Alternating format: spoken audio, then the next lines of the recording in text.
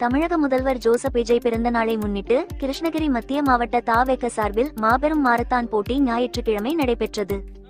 கிருஷ்ணகிரி டான்சி வளாகத்தில் இருந்து ஆண்கள் மற்றும் பெண்களுக்கு தனித்தனியாக தொடங்கிய மாரத்தான் போட்டியை மத்திய மாவட்ட த.வே.க செயலாளர் சுரேஷ் கொடியசைத்து தொடங்கி வைத்தார்.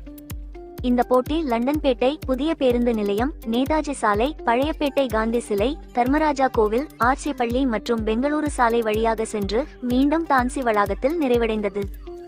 3 பிரிவுகளாக நடைபெற்ற இந்த மாரத்தான் ஓட்டத்தில் வெற்றி பெற்றவர்களுக்கு ரொக்க பரிசுகள் வழங்கப்பட்டதுடன் பங்கேற்ற அனைவருக்கும் சான்றிதழ்கள் வழங்கி பாராட்டினர். கிருஷ்ணகிரி, தர்மபுரி, நாமக்கல், கோபிசெட்டிப்பாளையம் உள்ளிட்ட பல்வேறு மாவட்டங்களிலிருந்து 1000க்கும் மேற்பட்டோர் ஆர்வமுடன் கலந்து கொண்டனர்.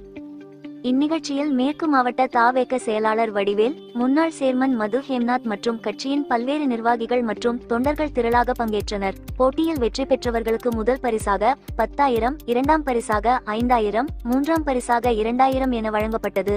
முதல் பரிசான 10,000 ரூபாய் கழக நிர்வாகி தென்னரசு மற்றும் இன்ஜினியர் கவியரசு ஆகியோர் வழங்கினர்.